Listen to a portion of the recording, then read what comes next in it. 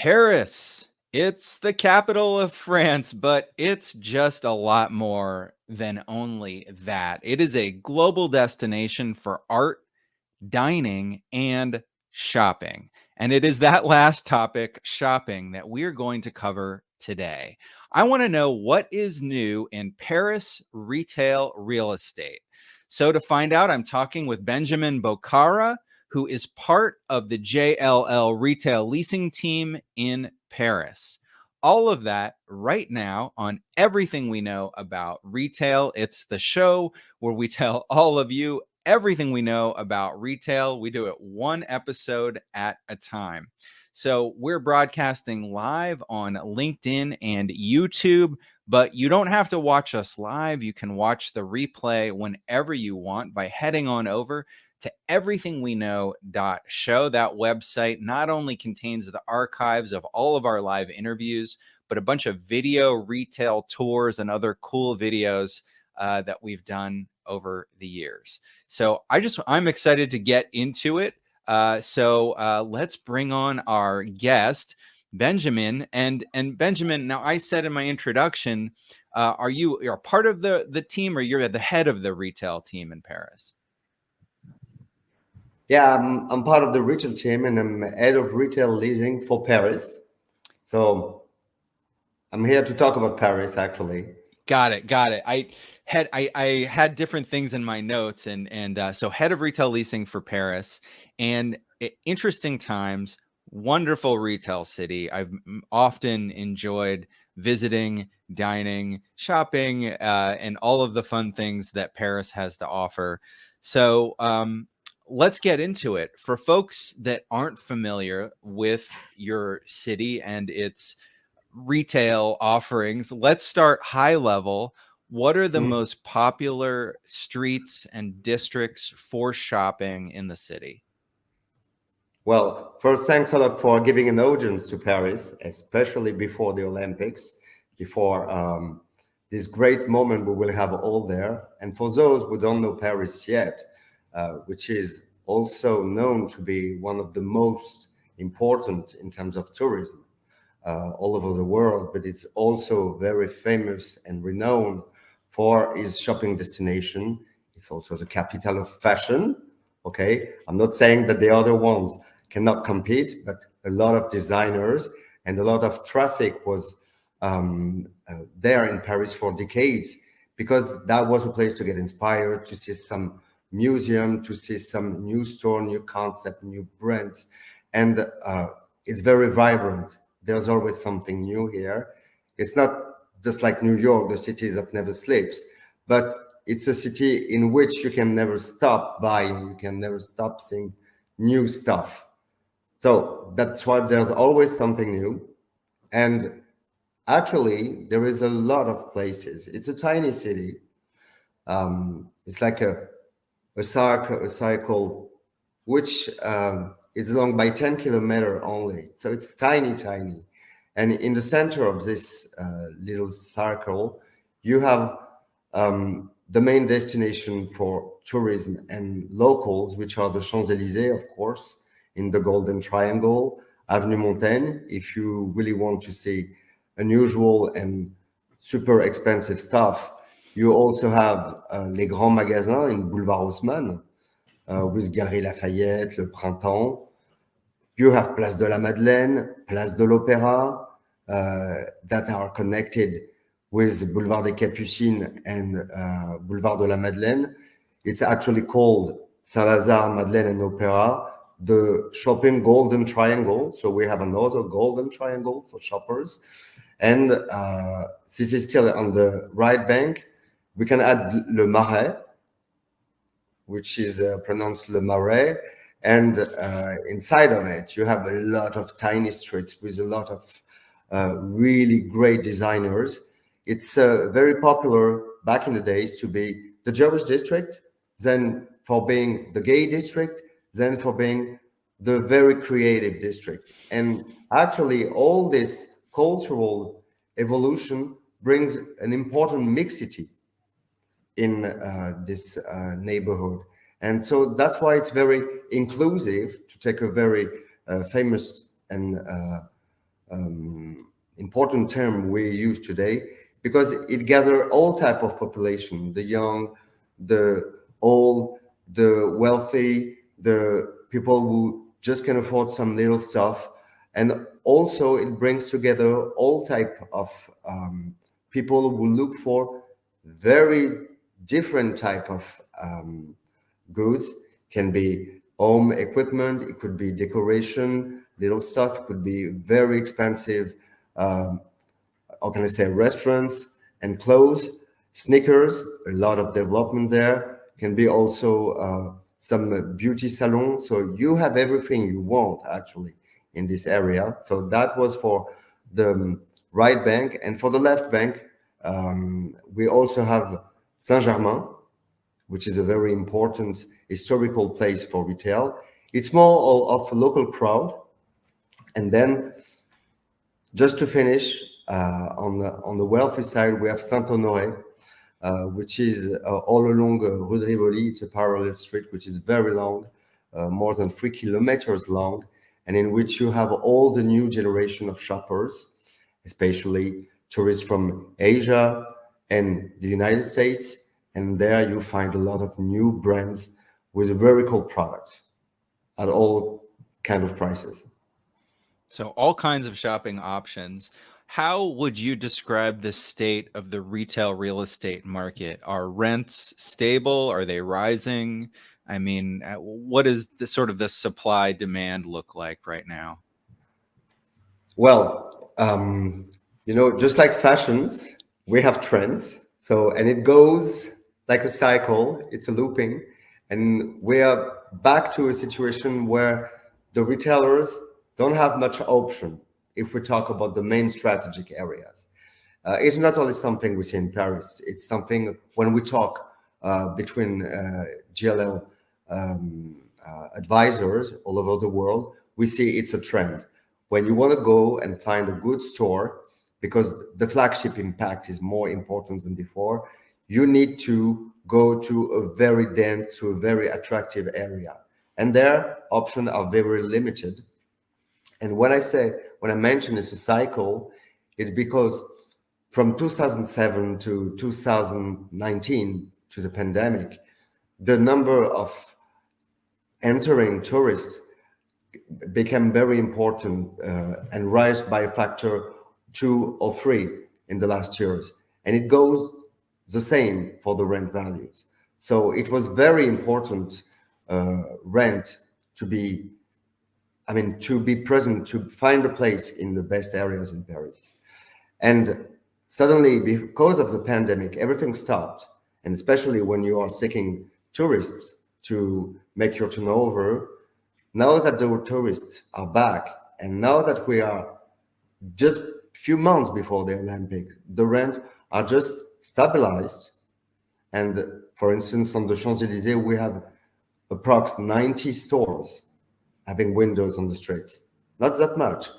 And more than 25 new signature transactions were seen in the last 3 years.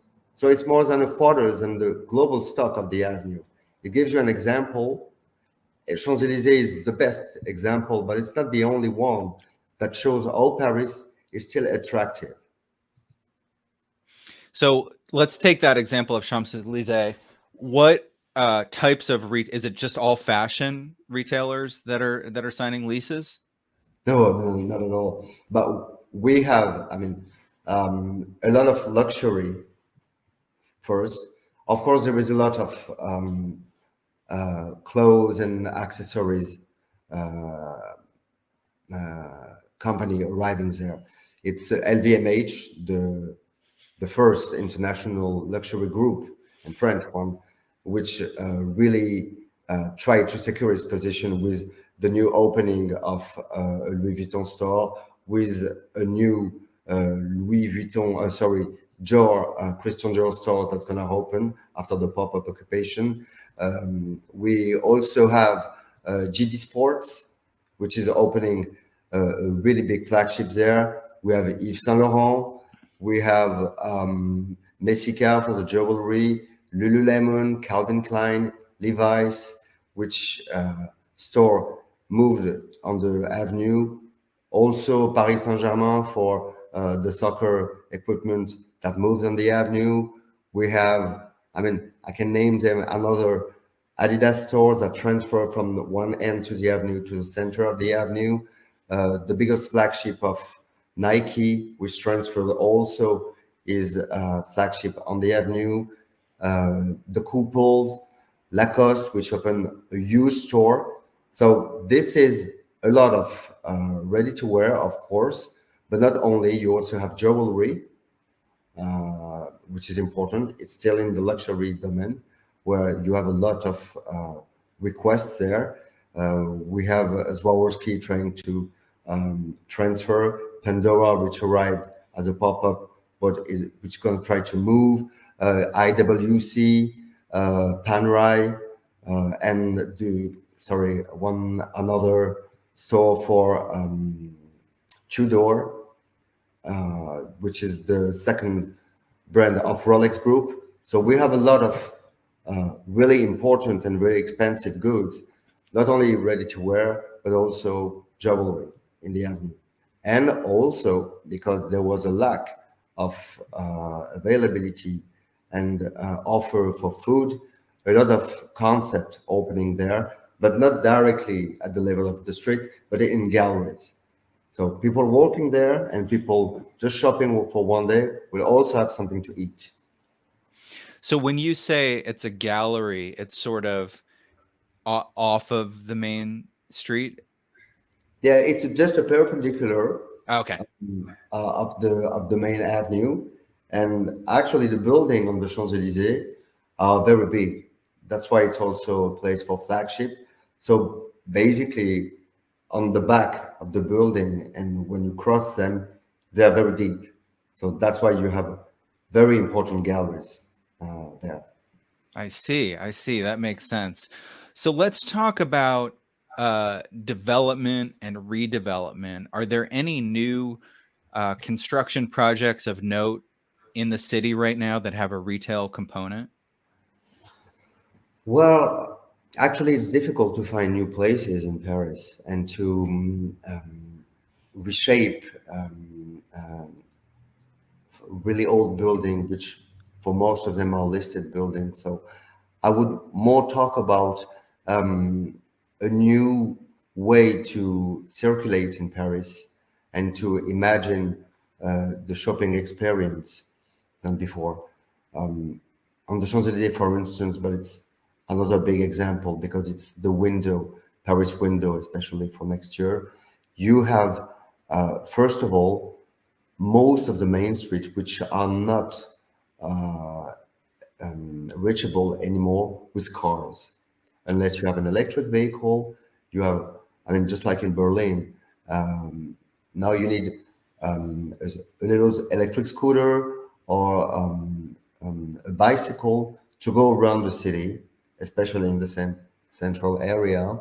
And then the noise pollution and the pollution in general is decreasing. And that's the way Paris is now reshaped, reinvented to make an experience better than before, because we have a very great example of densification with those main buildings. We don't have towers just like in New York skyscrapers, but we're a very dense city, very compact. And the only way to make it better in terms of experience is to circulate differently, to feel, how can I say, in a better environment with less noise, with less pollution. And actually, some districts are simply closed during the weekend, sometime during Sundays in Paris, and you can only go there walking. It's the case for the Marais. It's the case for, and it was the case before for the Les Quais, just all around La Seine River, where you can just go walking around and pass from one neighborhood to another. Also, some little tiny district in Saint-Germain with a lot of galleries. So, the way to bring something new and to bring back to be more attractive than ever is to change the experience. That is fascinating. So I want to get a little more detail on this. So there are parts of the city where you're just not allowed to drive a car anymore, or is it just you're only allowed to drive it on certain times? Well, it's both. Oh, I both. mean, Okay. if you ever get a car and you try to go around Paris in the Marais where it's open during the weekdays, I mean, it's very challenging. And I mean, let's say that you would take more time to get there and to find to park than to go and shop somewhere. So it's a no go. But the good thing, because we've checked all the figures with the software and the partners we have, and we see that in the main streets, the shoppers are back, the walkers are back. I mean, walking from distance is less and less important. It's still something that works, but when you're just cycling around in Paris, it's quite easier to just stop and put your bike aside than just stop your car. So everybody was saying, "Oh my, we're gonna lose all these people who cannot access anymore." Well, turns out to be the opposite. And just to finish to answer your question, some streets just like Rue de Rivoli, they're absolutely absolutely closed to anyone. Only if you are, I don't know, a vehicle for delivery, stuff like that, or taxis, they can access. Of course, they can go around the city. For the others, it's not the case anymore. You cannot access Rivoli, which is the main. It's or just like Saint Honoré, more than 3 kilometers long on a city that is 10 kilometers large. So you can imagine such a big change.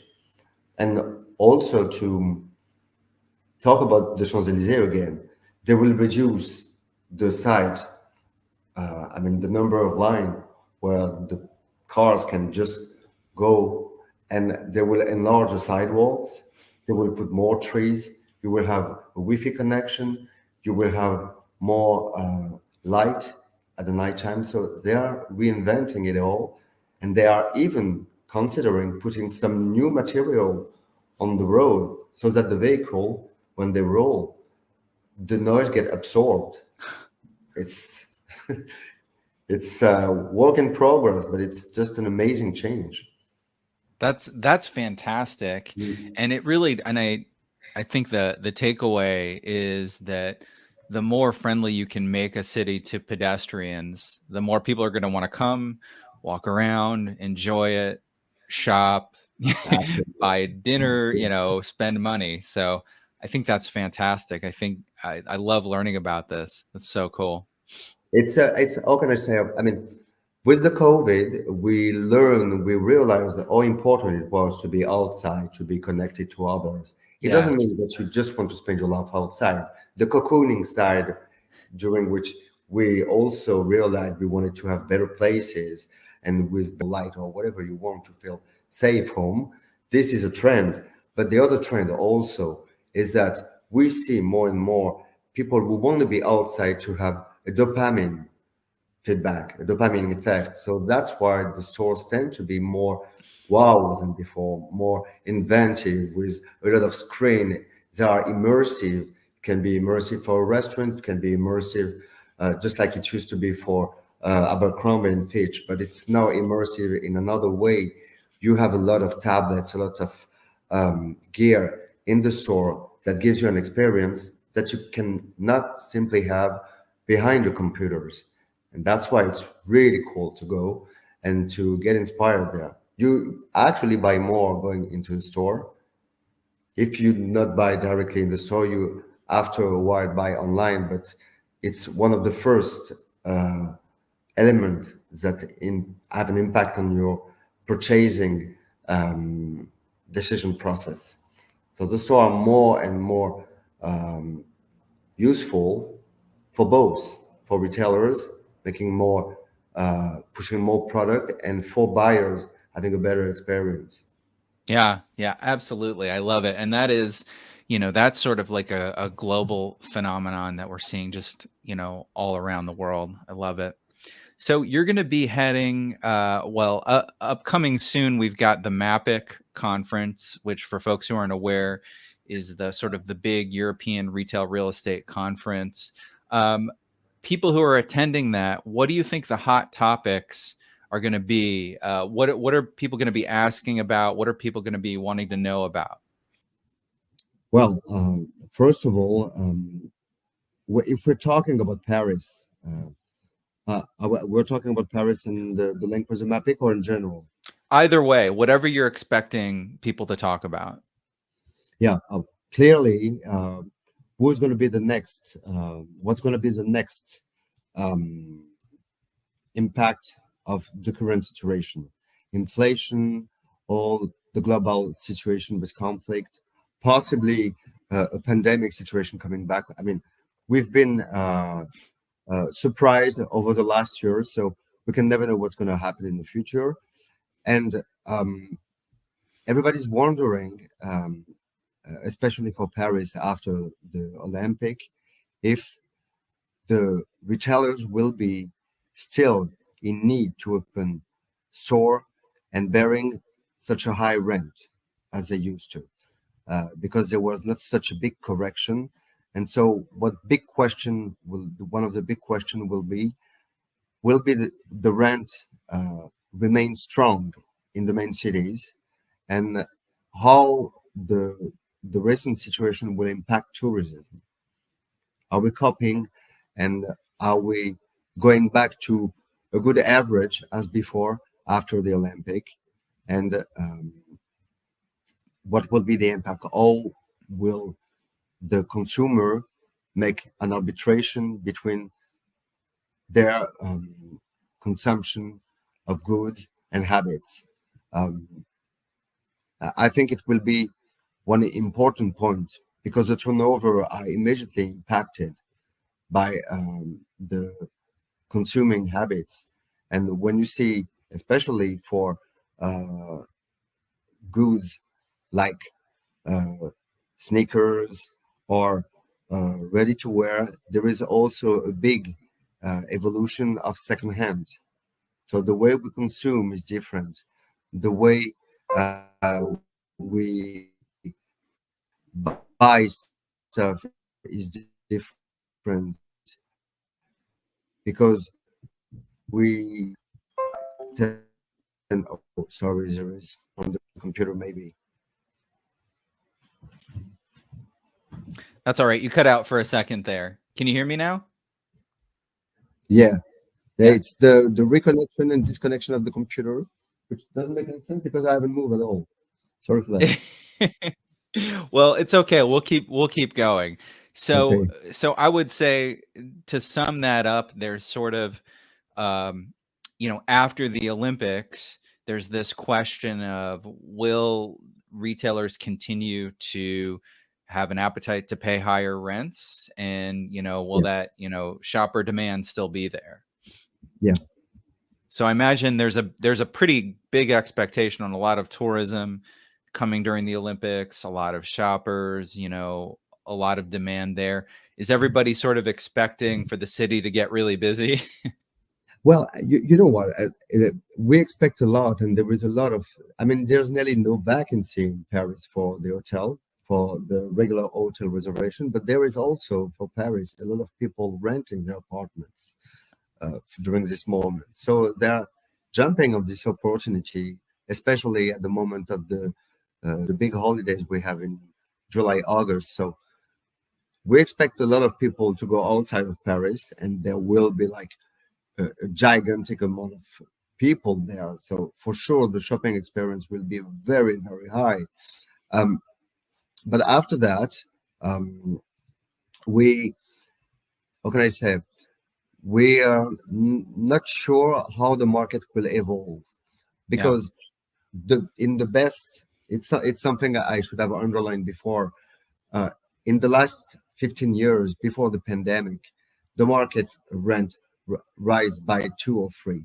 Okay, so it became really expensive, but it was for a reason. It was because that was in the same amount, same proportion of tourists coming in the city.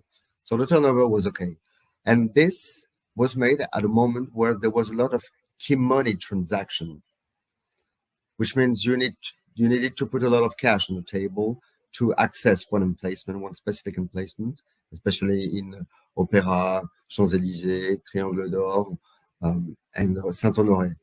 And after the pandemic, a lot of stores became newcomers and retailers who wanted to come back on the market to benefit from uh, easier conditions, smooth condition, with, of course, same level of rent, but no important cash advance, and also a lot of participation from landlords. And this tend to re- get reduced a lot. We have approx 13% of vacancy in Paris for retail emplacement. But when you make an average for the main strategic and main shopping areas, we're approx 5 to 4% only, which is very low. So the ability to have new emplacement for the newcomer will be reduced because they all sign for a very long duration um, contract. So we will have a lack of vacancy, a lack of new, really good products, and this will probably bring the market to reduce its level of transaction for a while. This is what we expect. I see. I see. So interesting. So not many options for retailers. So I want to before I let you go, I want to ask you a little bit about your background because I know you have an interesting background. Tell us how you got into the retail leasing business. You had a unique journey. Oh yeah. Um, Actually, I arrived at JLL 5 years ago. It was it was nearly 5 years and a week ago at JLL, and I started as a junior in the JLL leasing retail team for Paris. And it was not randomly, actually. I thought about it for a long time. I have a sister working at JLL for 27 years now. So I knew a lot of this domain. And for the past 15 years before JLL, I was working in um, for store and brand decoration, the visual merchandising, which is the um, ephemeral decoration for the stores. And I was imagining the concept and then producing it in high scale for all the stores in the world.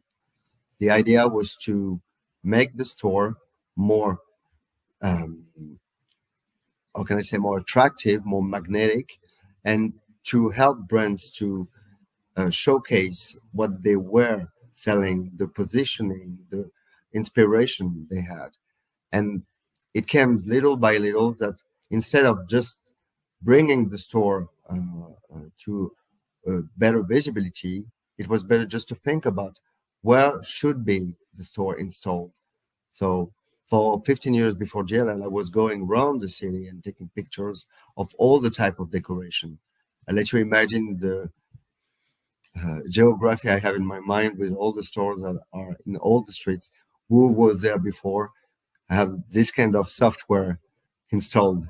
So that make it even more exciting to advise the customer in how are evolving all the areas in Paris. So fascinating. So you moved from merchandise, well, I guess like the visual within the store to sort of thinking about the entire city in a way. Exactly, Yeah. exactly. The we had a lot of customer and a lot of brands trying to open their first store in Paris. We brought a lot of new brands there, and they had this same question: where do I start with? If it's Paris, what what can I expect from a first opening? Um, that we were starting with a white page, trying to say, okay, what are the customers you have today?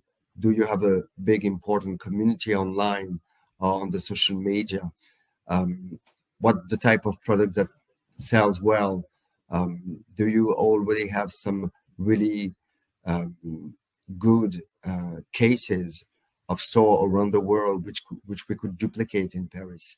And we were mixing all these ingredients to imagine not only few products we have in the database, but to imagine a mapping, just like a strategy to go and make a footprint in Paris. And that's the super exciting thing about it. We're not thinking about making transactions. We're thinking about imagining a strategy to conquer the capital and to be seen by the right people, little by little. So that's the good thing about that. And the visual merchandising brought me to this. I love it. That's fascinating, and it's a unique way to look at the business. So before one more Okay. question before I let you go, Sure, sure. where is your favorite place if you're going to go shopping? Where's your favorite place in the city to shop? Well, I think it's quite an easy catch, Le Marais, because in Le Marais you find all types. That I was mentioning it at the super inclusive. Yeah. It's not only located in the center of Paris; it's also the area in which you have the biggest amount of monuments in the city. That can be tiny monuments, not like Arc de Triomphe, but it's very fascinating. It's very historical. So it's first of all very pleasant to go, just to walk around, even if you don't have anything to buy. But you end up buying something actually. Huh? But there is a lot of category of goods. You find some very traditional and craftsmen, old methodology of production in the area, just like you find very cool and new technologic product. So if you have to come to Paris and you have 2 hours for shopping, you just go in the mine. It's fascinating. Just go to Marais. I love it. All right. Well, that's where I'm headed to now. I don't have any Paris trips on the horizon, but Really? I can't wait to come and visit. I would love it. Okay. Please hit me up. I'll show you around because really, and that actually the one cool thing I can tell you about that. I don't know if it's something to share, but actually when we go around the city with international brands, they just came sometime from Japan, from the US, and they have only 1 or 2 days to go around the city. We just end up waiting for few of their members so they can finish their shopping before we go to the next store. Yeah, I'm not lying. It's a Yeah. fact. So you're just standing around waiting while they're supposed to be doing business and they end up just shopping. I love it. Yeah, well, I sometimes participate. I have to say. Right, there you go. Benjamin, thank you so much for joining me today. This has been a fascinating conversation. Thank you so We're much, doing a John. whole series of discussions about Europe, European retail, different cities. So thank you for representing Paris today. I loved it. My pleasure, really, and thanks a lot for inviting me over. Excellent. So, if you want to catch up on everything we know about retail, head on over to everythingweknow.show. That's our website. We also have an audio podcast. You can search for Where We Buy on Spotify, Apple Podcasts, or you can head on over to wherewebuy.show. If you want to read a research report about retail, uh, also, we write about office and industrial as well, all kinds of commercial real estate. Head on over to jll.com. If you're watching on YouTube, hit the subscribe button. If you're watching on LinkedIn, be sure to follow JLL Retail. So, this show is called Everything We Know About Retail. What did I learn about retail today? I think that I learned about how Paris is closing off the city to too much automotive traffic and turning it over to pedestrians, and in the process, making it a better place to shop and have fun and have a diverting day or afternoon. So, if you want to know more about everything we know about retail, you can join us here again on our next episode.